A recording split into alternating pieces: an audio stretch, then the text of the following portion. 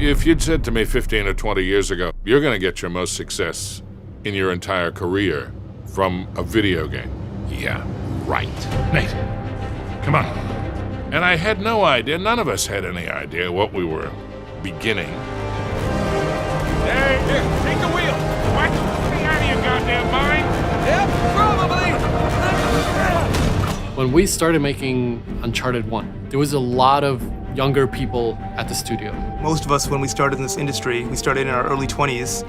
And when we started, every hero, every character was in their early 20s. And as we get older as developers, we make experiences that relate to us and characters that relate to us. Games and any art tends to reflect the mentalities and the things that the people who make the art think about. And in this case, we've definitely had a long time to grow up while we're making Uncharted, and it seemed only fitting for Drake to continue to grow in that sense. It adds another element to the story that we can play with. Our characters haven't been fixed or frozen in time. I mean, he looks like a kid in one because of the smoothness of the textures, because of the smoothness of the modeling. And back then, that was really good, right? And as we got better and as the platforms got better, you can see him not only get more complex and more sophisticated, but he also is aging. We're showing more of the things that we could not show before.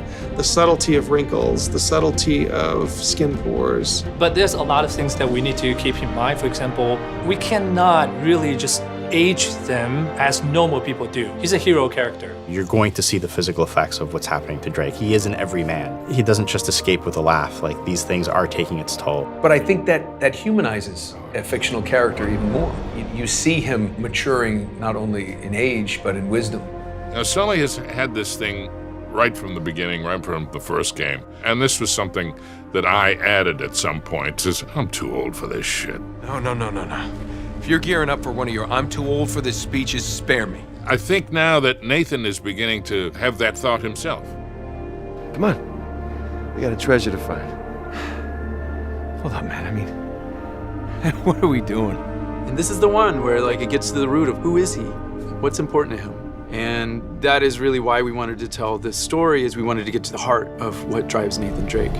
We played with some of the themes of growing up with responsibility in the previous Uncharteds, but I think when it came down to it, it was all about what did Nathan Drake want in his life. He was willing to risk everything for treasure. But as you get older, you want your life to be worth something more. You want to have an impact. It's kind of an interesting perspective to see our hero grow up a bit and having to deal with themes like family and future, and not just be caught up in the moment of finding just a treasure. He's actually thinking long term and what this might mean for his future.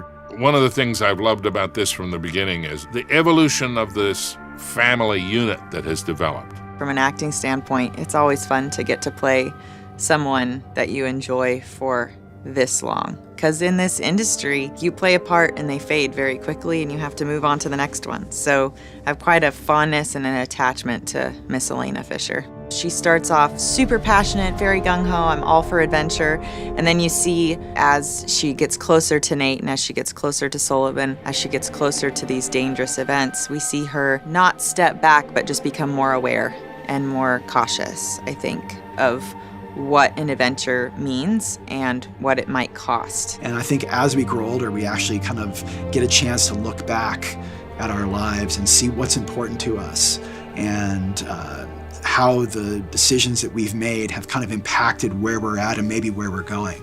That's a very similar journey to Nathan Drake, right? If you look at him in Uncharted 1, here is a guy that makes huge sacrifices as far as his personal life to achieve greatness.